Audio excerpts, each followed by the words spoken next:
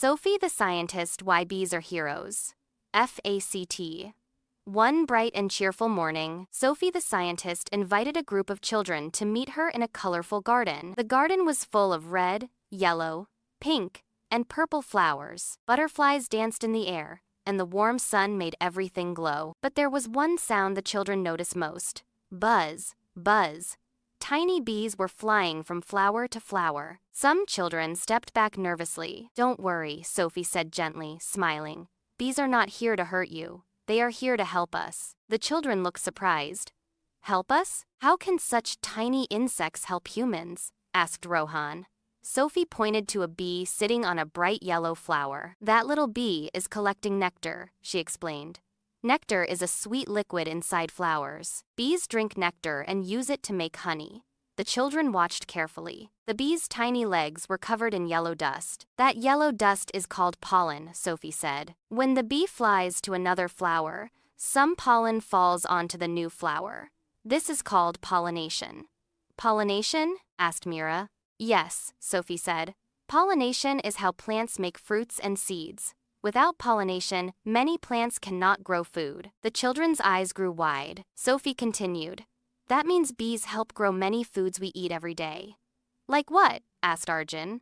Sophie smiled. "Apples, almonds, strawberries, tomatoes, and many vegetables, even some nuts and seeds." The children were amazed. "You mean bees help make our food?" asked Anaya. "Yes," Sophie said. "Without bees, many foods would become very rare. Some might even disappear." The children looked at the tiny bees with new respect. "I didn't know bees were so important," said Rohan softly. Sophie nodded. "Bees may be small, but they are heroes of nature." Just then, one child noticed something. "Why are there fewer bees on that side of the garden?" asked Mira. Sophie sighed gently. "That is because bees are losing their homes. Pollution, cutting trees, and using harmful chemicals can hurt bees." The children looked worried. "Can we help them?" asked Arjun. "Yes," Sophie said happily. "Even children can help bees." "How?" they asked together. Sophie showed them a box filled with small flower plants. "We can plant flowers," she said. "Bees love colorful flowers. Flowers give bees nectar and pollen." The children became excited.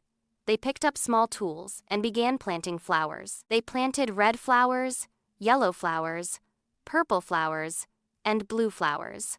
They watered the plants carefully. Soon, a bee flew near the new flowers.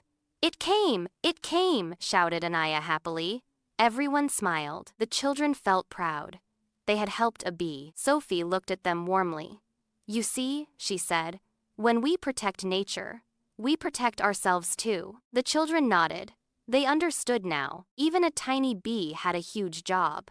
Even a small action could make a big difference. Before leaving, Sophie asked, "What did you learn today?" Rohan said, "Bees help plants grow." Mira said, "Bees help make our food." Arjun said, "We must protect bees." Anaya said, "Even small creatures are important." Sophie smiled proudly. "Yes," she said.